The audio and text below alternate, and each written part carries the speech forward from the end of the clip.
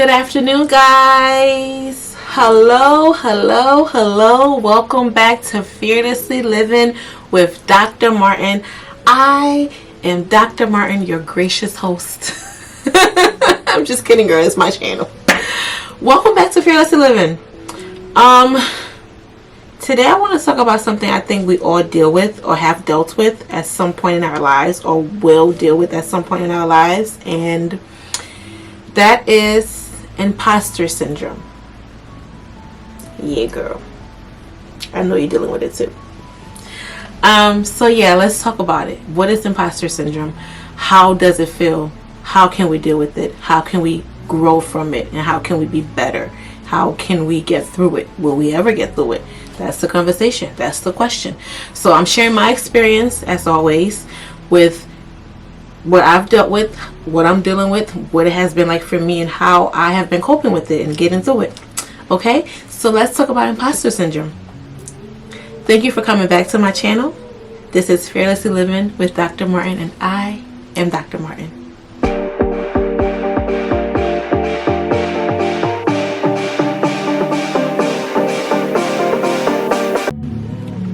So imposter syndrome, guys, like, first and foremost, before we even get into the discussion about imposter syndrome, I think it's very important that we have a proper definition of what it is.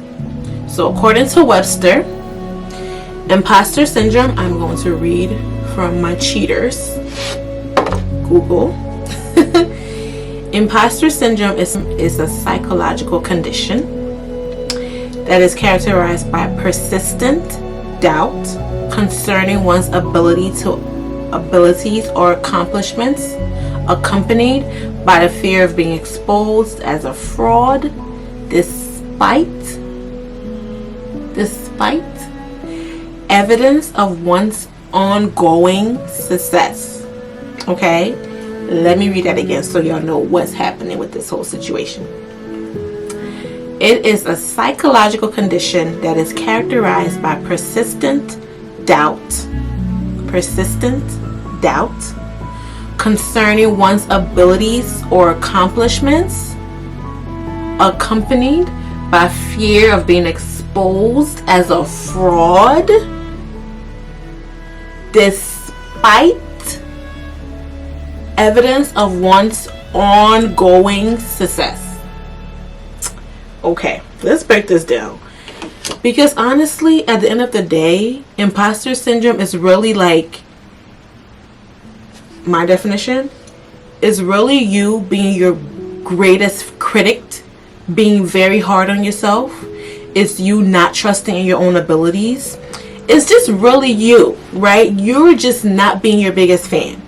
You are freaking out that you could do something wrong, or you're doing something wrong and you're in the wrong place and you don't belong here. Okay. I am about 4 months into residency, and I have most definitely been my biggest hater. Like, I have been so hard on myself. I have thought, like, I don't belong here. At some point, these people are going to find out and they're going to kick me out. And they're going to realize, who is this person? How did she get here? Why is she here? And consistently, I feel like I'm doing this. Where it's like I'm hiding my face, but I'm showing my face just enough to get through my work and through my day. There are times where I will go into a bathroom or to a quiet space and I will be like, oh my God, what is happening? Like, what am I doing here? How do I survive this? There are days where I'm like, I just have to get through today. One foot in front of the other. Just one step in front of the other step. Especially on, like, in hospital rotations, ward rotations. There are days when I'm like, I just got to get through today. I just got to get out of here and get to my car. I just got to get to my house and get in bed. Like, I'm literally, like, just one foot in front of the other. Because if they find out that I don't belong here, what's going to happen? And it's really just us. We're doing it to ourselves. We're our own biggest haters. We're our own biggest fans, biggest critics. And although we have all of these, and you can't see like my degrees and, you know, certificates and stuff back here, you can't see the full thing. But for example, maybe you're a new mom, maybe you're a new wife, maybe you're a new therapist, maybe you're new in medical school, maybe you're just starting pharmacy school, nursing school, or you just become a new nurse, a new pharmacist, a new resident, and you're like, oh my gosh, I don't belong here. People are going to figure out I don't belong here, and they're going to find out I'm a fraud. But they hired you with your resume, with your cover letter, with your grades, with all of those things, with everything that comes with the job. They hired you because they thought you would be great for that position. But you're the one that's thinking, no, I'm not great for this position. No, I don't belong here. Despite the fact that they probably think you're doing really well at this new position. You're doing really well as the new pharmacist. You're doing really well as the new medical student or new resident. And you're getting your props, and people are like, okay, keep it up. You know, I see that you're trying and you're improving, you're doing better.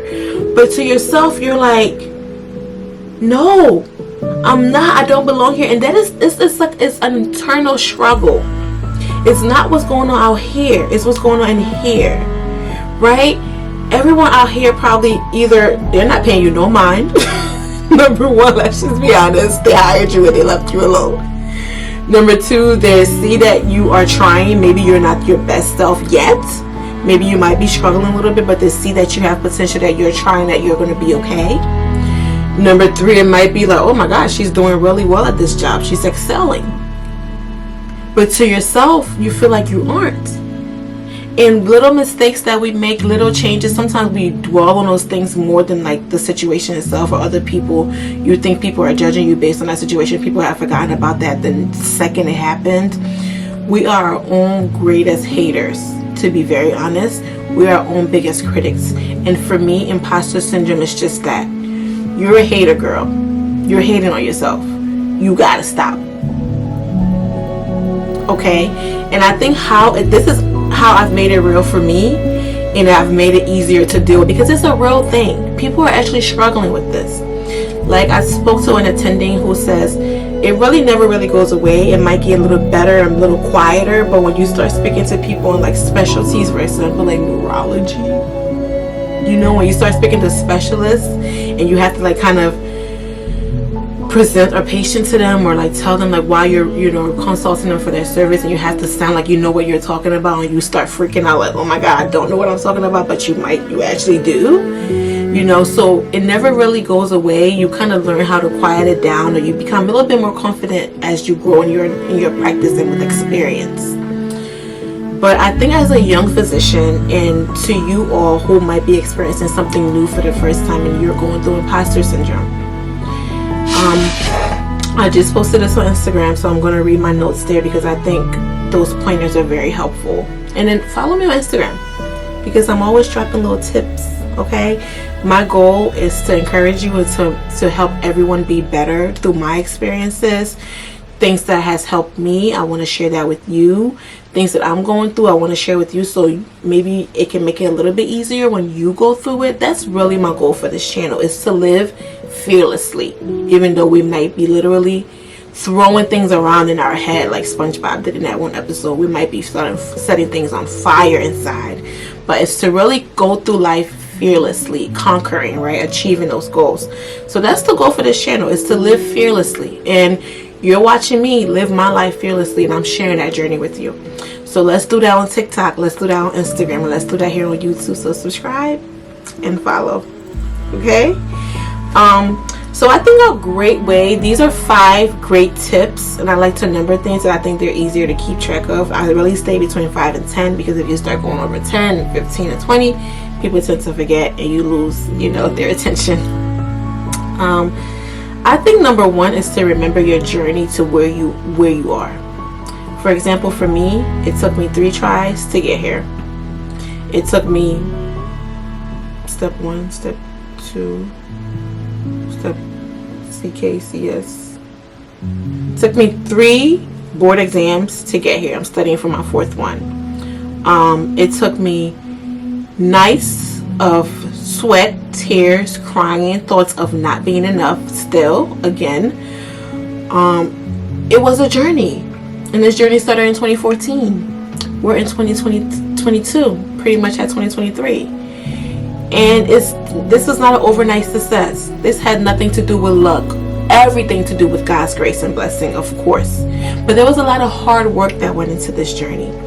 So I think for you and for myself, something that I do is to remind myself that I didn't get here because of luck, and I didn't just wake up one morning and became a resident. It took a lot of practice, a lot of planning, a lot of effort, a lot of sleepless nights, a lot of sacrifices to get here. So when we think to ourselves that we're not enough and we're a fraud and so on and so forth, it's to remember you're not an overnight success. You've been studying, you've been working hard. Wherever you are right now, you've worked hard to be in that position. So remember that, when you start dealing with like, oh my God, I'm not supposed to be here, they're going to find me, I'm a fraud. No, honey.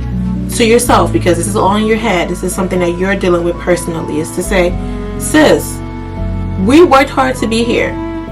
We might not be the best that we want to be at this moment, but it's a process and we're continuously trying to be better. But in this very moment, we deserve to be here. We worked hard to be here. Number 2, you are enough. You are enough. Don't compare yourself to Sarah. She got her own problems going on. Don't compare yourself to John. He's dealing with his own stuff. Focus on you. Focus on your personal growth. You are enough. You are enough. Okay? You've worked hard to be here. You are enough. Focus on you. Don't worry about anybody else. Number 3, you belong in whatever space you're occupying. You belong in that room. You belong at that table. You belong at that job. You belong in that position.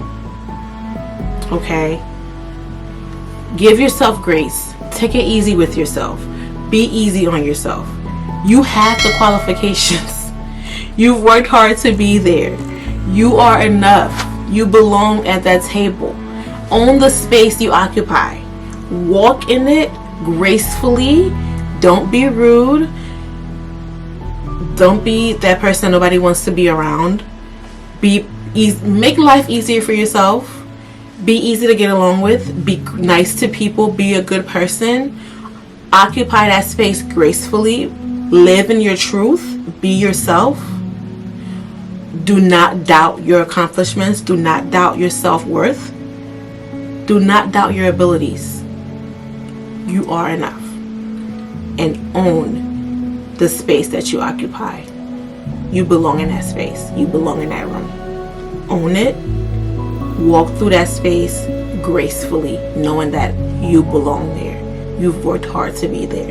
You are enough for that position. Or, I've already said this before, but just stop being your biggest critic. Stop being your hater. You should be your cheerleader. Everything going on in here should be cheering you on. Everything out here is already throwing stones at you. They're throwing water at you. They're throwing rocks at you. They're hitting you with their best shot already out here. You can't be attacked from out here and in here, okay? You're already dealing with things outside of yourself. You're dealing with co-workers that you don't get along with, you just don't like. You're dealing with the weather and traffic and family stuff and your emotions and whatever else you have going on. You're dealing with that already. You cannot be beating yourself up in here as well. Okay?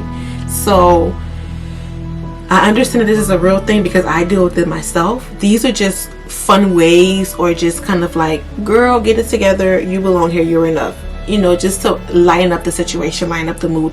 These are things that have worked for me. It doesn't always work because there are days when I really feel like, what the heck am I doing? I have no idea what I'm doing. What is happening? Okay? Those days it's harder for me to just be like, girl, you got this. And I'm like, no, I don't. But these are things that have helped me. I'm a work in progress. I'm not perfect. I believe as I grow in my practice, I will become better as far as imposter syndrome goes. But currently, it's still pretty heavy. It's still pretty strong. Strong enough for me to think to make this video about it because I feel like other people are dealing with this too. And I think last but not least is something that will help a lot to just reiterate or just stamp in that you are enough is that you are qualified. Is number 5. You are qualified. Before they even give you that interview, they reviewed your application. Okay? They looked over all of your qualifications. You wouldn't be in this space if you were not qualified to be in this space. That's why the definition says, despite, achievements and ongoing accomplishments, you still feel like you're a fraud. So those are my 5 things. Like, I know I've made a lot of jokes throughout this video and I've tried to make it a little bit light, but imposter syndrome is a real thing and people are really dealing with that. And my hope for you is that you'll figure out how to cope with it. You'll figure out how to get on with it as you go throughout your life and wherever you are in your life that you're experiencing this syndrome. For me, it's in residency right now where I'm like, oh shoot, I don't belong here. I don't know what I'm doing. They're going to find out. They're going to kick me out. Oh my gosh. I just have to make it through each day, quietly moving around, tiptoeing, because I don't want anybody to hear my steps. Like, really, that's how I'm moving through my life right now. And I'm really, these tips that I've shared with you, those are things that I have been working on personally just to make things easier for me and just to reinforce that to my head. Like, I have gotten evaluations where they're like, you're doing really well, I think you'll do well in residency, and just make these changes, I just do this differently. And I'm really taking that to heart. Like, consistently being better every day is my goal. And I think that's another thing too. Another tip is to, just improve on whatever you already have. Continuously try to be better. Self-growth, I think, helps a lot with that too, because if you feel like, okay, I'm not good in this part, focus on that part, be better in that part, and that might help your self-confidence and might lessen that thought of I don't belong here a little bit more. So these are just tips that I am using and have used that has helped me. I'm still dealing with it, but again, I'm only 4 months in. I'm probably going to be dealing with this for the next 3 years. My thought is, and my hope and my prayer is that it gets a little better where I feel like I'm occupying a space that I belong in, and I'm not a stranger here. I'm not an imposter here. I belong here. I've worked hard to be here. I've made the right accomplishment and achievements to qualify me for this position. And I'm going to say as many times as I need to until I stop being my own hater, until I stop, talking myself out of things or stop downplaying things that I have accomplished, or until I get it. Until I'm fully aware and I understand that. And I have to always reassure myself, because it's really hard, especially to be in a new position such as this where you're caring for other people, you're caring for people's lives. It's a difficult thing, and it's hard not to go through thinking I don't belong here, they're gonna find out. So imposter syndrome is real. Your girl is experiencing it. You are not alone. These are just some fun tips that I have come up with that has helped me, and I think will help you, just remembering who you are. If there are days where you have to stand up and look at all the things that you've done, look at pictures, have your support system speaking to your life. Girl, I saw what you went through. You did it. You belong here, okay? Sometimes we just need that reinforcement. We just need that encouragement, and maybe that's what you need. So find somebody that could do that for you, even if you're unable to do that for yourself. But I think it's important to learn to do that for yourself, because the battle is really within, and you're just battling your own thoughts. Yeah, so that's my spiel as far as it goes. And we're in this together. Leave me a comment if you have any tips that has helped you. Leave me a comment. Let's talk about this in the comment section. Let this be a discussion. Like, help me. Okay, I'm trying to help you. I'm trying to come up with tips. Girl, help me. How have you overcome imposter syndrome? How has it been for you? Okay, let me know, because I'm taking all the tips at this point. Just let me know, okay? As always, I like to do a little commercial break at the end of each video to tell you guys a little bit about my brand, Blohdi. That's my middle name, by the way. It is Liberian. It's from the Gribble tribe. It means, literal translation means Earth's mom. And I just translated to like Mother of the Earth, just so it makes more sense, but it means like Earth's mom. So Mother of the Earth. And that's my brand. My brand is Blohdi. And I am wearing these earrings from Blohdi. This is the double tick earring. So one side is silver, one side is gold. You could wear both silver on one side or both gold. whichever way. You could wear one silver, one gold. It's really up to you. But it's a beautiful piece. A lot of these earrings I wear to work, so they're very versatile. You could wear them on a night out, dinner, whatever, or to work. Very lightweight, not heavy at all. It's not pulling on my ears, not making my ears droop. It's a beautiful piece, and it's one of my favorites. And who am I kidding? All my pieces are my favorite, right? These rings are also from Blohdi. Use this code right here, YouTube10, to get 10% off your order when you shop Blohdi. Tell a friend to tell a friend. Follow me on Instagram and TikTok. Girl, I've been acting up. Y'all need to know what I've been doing on TikTok. A mess, okay? Follow me on TikTok and Instagram. Let's continue this conversation. Let's be family. Let's be friends, like for real. Let's take this from YouTube to the rest of social media, okay? And like I said, I'm consistently sharing tips and things like that on my story, on my posts. My goal is to always encourage you to live your best life fearlessly. Be who you are fearlessly. Walk in your truth fearlessly. That's the goal of fearlessly living. So fearlessly living with Dr. Martin, I'm just sharing my story with you as I maneuver my life as fearlessly as I can, because some days I'd be scared. Okay. So yeah, fearless living with Dr. Martin. I'm Dr. Martin. Thanks for coming back to my channel. I love when you guys do that. Hit that subscribe button if you haven't already. Hit that notification button so you know every time I post a new video. It is always good to see you. Thank you so much for coming back. To all of my new friends, welcome. Join the family. I will see you in the next video. Have a very pleasant week. Bye-bye. Be fearless, girl.